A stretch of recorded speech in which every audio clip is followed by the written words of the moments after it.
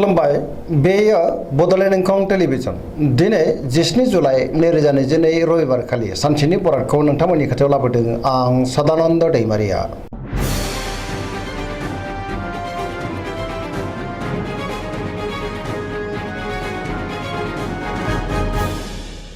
सिगां फरायनो लादों मेष राशि गिबि हांखो अ ल दिनैनि साना मोजां आरो गाज्रिनि गेजेरजों बाबेनलांगोन। गोसोआव जिंगाया बांनो हागौ। गुबुननि थाखाय नाङा फाङा जेंनायाव गोग्लैनांनोबो हागौ। गोसोखौ दिनै जोबोर गुलुं गुजुं मोनगोन।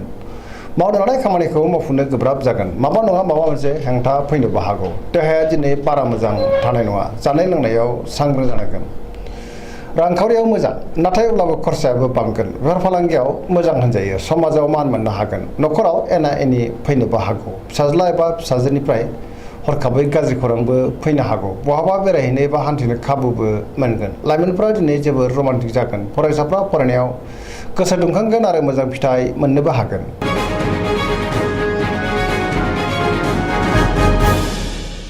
वृष राशि गिबि हांखो इ उ ब दिनैनि साना मोजां आरो गाज्रिनि गेजेरजों बाबेनलांगोन। गोसोनि साननाया देबर नांगोन। मावनो लानाय खामानिखौ मावफुंनो गोब्राब जागोन। गोसोखौ दिनै जोबोर गोनो गोथो मोनगोन। मावनो लानाय खामानियाव माबा मोनसे हेंथा फैनोबो हागौ। समाजाव मान मोनगोन। रांखावरियाव मोजां मोननो गोनांखौ दिनै मोननो हागोन। बेफार फालांगियाव मोजां होनजायो। आयाबो बांगोन। बहाबा थाङोब्ला मोजां। न'खराव बिसि फिसायनि गेजेराव अननानै फैगोन। देहाया मोजाङै थागोन। सेंग्रा सिख्लाफ्रा दिनै जोबोर रमान्टिक जागोन आरो गावबा गावनि गोसोनि साननायखौ फोरमायलायनोबो हागोन। फरायसाफ्रा दिनै फरायनायाव गोसो दुंखांगोन आरो मोजां फिथाइ मोनगोन। पजिटिभ एनार्जिनि गोहोमबो गोग्लैनो हागौ। अब्लाबो नाथाय गोसोनि साननाया जाफुङाबो जानो हागौ।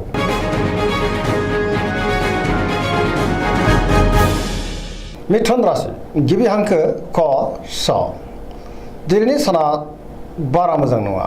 गोसोआव नेगेटिभ साननाय फैगोन। नेगेटिभ एनार्जिनि गोहोमबो गोग्लैनो हागौ। गोसोखौ दिनै जोबोर आला खाला मोनगोन। जेरावबो देरहासार जानो गोब्राब जागोन। मावनो लानाय खामानिखौ मावफुंनो गोब्राब जागोन। रांखावरियाव मोजां नाथाय अब्लाबो खरसायाबो बांगोन। बेफार फालांगियाव मोजां होनजायो। न'खराव अननानै फैगोन। समाजावबो मान मोननो हागोन। मावनो लानाय खामानियाव माबा मोनसे हेंथा फैनोबो हागौ। गुबुननि हेफाजाबखौ लानांगोन। बहाबा थाङोब्ला दिनै मोजाङैनो हान्थिनो हागोन। गियाननि आंखाल जानाय नङा। लाइमोनफोरनि गोसोआ दिनै जोबोर रमान्टिक जागोन। फरायसाफ्रा फरायनायाव गोसो दुंखांगोन आरो मोजां फिथाइ मोननोबो हागोन।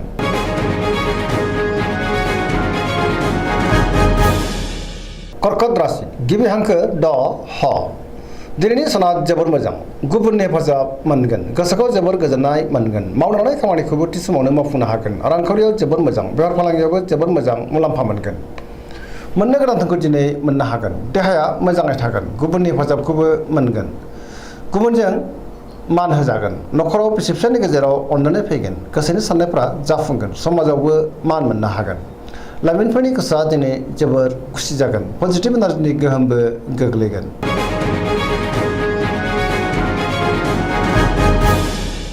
सिंह राशि गिबि हांखो म ट दिनैनि साना जोबोर मोजां। समाजाव लोगो लेवा बांनो हागौ। बयजोंबो अनजागोन आरो अनसायजागोन। गोसोखौ दिनै जोबोर गोजोननायबो मोनगोन। सोरबा गोजाम लोगोजों बहाबा लोगो मोनज्लायनो हागौ। मावनो लानाय खामानिखौ थि समावनो आरो गोरलैयैनो मावफुंनोबो हागोन। गोसोआ दिनै जोबोर रमान्टिक जागोन। फरायसाफ्रा फरायनायाव गोसो दुंखांगोन। रांखावरियाव जोबोर मोजां। गोबां धोन आरजिनोबो हागोन। बेफार फालांगियावबो जोबोर मोजां होनजायो। न'खराव अननानै फैगोन। गोसोनि बोलोआ बांगोन। गुबुननि गोसोखौ गोरलैयैनो बोनो हागोन। सेंग्रा सिख्लाफ्रा जोबोर रमान्टिक जागोन आरो गावबा गावनि गोसोनि साननायखौ फोरमायलायनोबो हागोन। फरायसाफ्रा दिनै फरायनायाव गोसो दुंखांगोन आरो मोजां फिथाइ मोनगोन।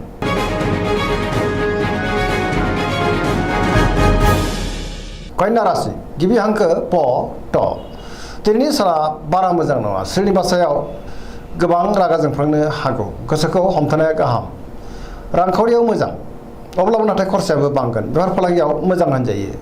सोरबा गोदान सुबुंजों बहाबा लोगो मोनज्लायनोबो हागौ। न'खराव अनलायनो फैगोन। फरायसाफ्रा दिनै फरायनायाव गोसो दुंखांगोन। सेंग्रा सिख्लाफ्रा जोबोर रमान्टिक जागोन आरो गावबा गावनि गोसोनि साननायखौ फोरमायलायनोबो हागोन। समाजाव मान मोनगोन। देहायाबो मोजाङै थागोन। गोसोनि साननायफ्रा मोगथाङाव जाफुंगोन। गोसोखौ दिनै जोबोर गोजोननायबो मोनगोन। पजिटिभ एनार्जिनि गोहोमबो गोग्लैगोन।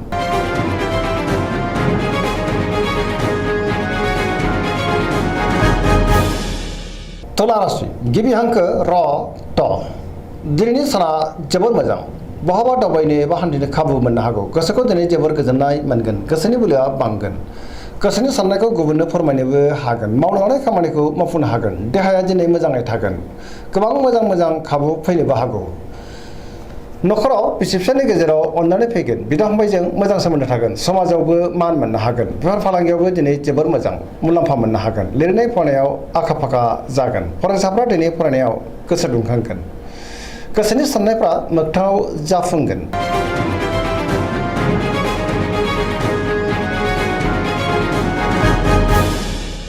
वृश्चिक राशि गिबि हांखो न स दिनैनि साना मोजां आरो गाज्रिनि गेजेरजों बाबेनलांगोन गोसोनि बोलोआ बांगोन नाथाय अब्लाबो गोबां हेंथा फैनोबो हागौ सोरबा गोजाम लोगोजों बहाबा लोगो मोनलायनो हागौ गोसोखौ गोजोननायबो मोनगोन मावनो लानाय खामानिखौ मावफुंनो हागोन गोसोनि साननायाबो जाफुंनो हागौ समाजाव मान मोनगोन नखराव बिसि फिसायनि गेजेराव अननानै फैगोन रांखावरियाव जोबोर मोजां बेफार फालांगियावबो दिनै जोबोर मोजां मुलाम्फा मोनगोन देहाया मोजाङै थागोन गुबुननि थाखाय गोबां मोजां खामानि मावनानै होनोबो हागोन फरायसाफ्रा दिनै फरायनायाव गोसो दुंखांगोन आरो मोजां फिथाइ मोनगोन लाइमोनफोरा जोबोर रमान्टिक जागोन आरो गोसोनि साननायखौ फोरमायलायनोबो हागोन पजिटिभ एनार्जिनि गोहोमबो गोग्लैगोन अब्लाबो नाथाय सोरनिबा गाज्रि नोजोर गोग्लैनोबो हागौ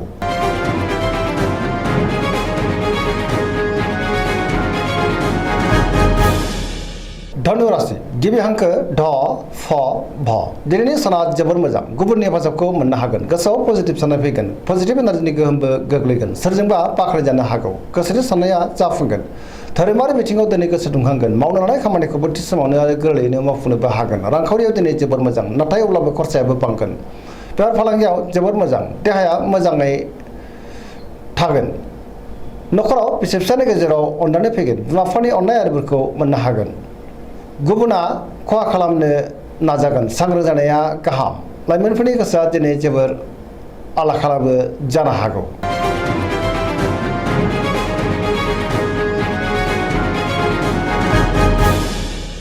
मकर राशि गिबि हांखो ख ज दिनैनि साना बारा मोजां नङा गोजोननि आंखाल जानोबो हागौ बहानिफ्रायबा गाज्रि खौरां फैनोबो हागौ गोसोखौ दिनै जोबोर उसुखुथु मोनगोन देहाया मोजाङै थागोन गोसोनि साननायफ्रा जाफुंगोन रांखावरियाव जोबोर मोजां मोननो गोनांफोरखौ दिनै मोननो हागोन बेफार फालांगियाव जोबोर मोजां होनजायो गुबुना खहा खालामनो नाजानोबो हागौ सोरजोंबा बाख्नायजानोबो हागौ मावनो लानाय खामानिखौ मावफुंनो हागोन पजिटिभ एनार्जिनि गोहोमबो गोग्लैगोन लाइमोनफोरनि गोसोआ दिनै जोबोर खुसि जागोन आरो गावबा गावनि गोसोनि साननायखौ फोरमायलायनोबो हागोन पजिटिभ एनार्जिनि गोहोम गोग्लैगोन धोरोमारि बिथिङावबो दिनै गोसो दुंखांगोन गुबुननि गोसोखौ गोरलैयैनो बोनोबो हागोन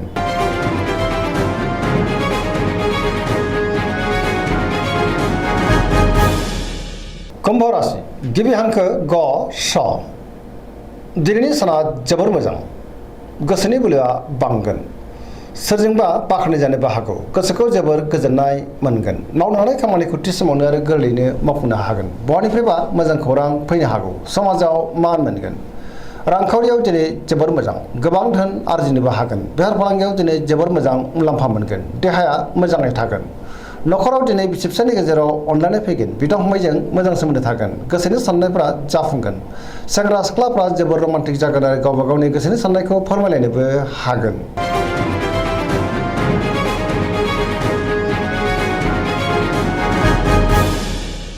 मीन राशि गिबि हांखो ड स दिनैनि साना जोबोर मोजां नखराव अनलायनाय फैगोन माबा मोनसे मोजां खौरां मोननोबो हागौ गोसोखौ दिनै जोबोर गोजोननाय मोनगोन गोसोनि बोलोआ बांगोन देहाया मोजाङैनो थागोन रांखावरियाव दिनै जोबोर मोजां बेफार फालांगियावबो दिनै जोबोर मोजां मुलाम्फा मोनगोन गुबुननि थाखाय गोबां मोजां खामानि मावनानै होनोबो हागोन गोसोआबो दिनै जोबोर रमान्टिक जागोन गोसोनि साननायफोरा मोगथाङाव जाफुंगोन लाइमोनफोरनि गोसोआ जोबोर रमान्टिक जागोन सरासनस्रायै दिनै साना जोबोर मोजां आरो मोजाङैनो बारग'लांगोन दिनैनि राशि फरायनाया एसेनोसै जोबनायाव बेखौनो खावलायो जाहाथे नोंथांमोना सानफ्रामबो जोंनि बे बड'लेण्ड इंखं टेलिभिजनखौ नायबाय थायो आरो साबस्क्राइब खालामो लोगोसे लाइक खालामो आरो शेयार खालामो एसेनोसै गोजोन्थों।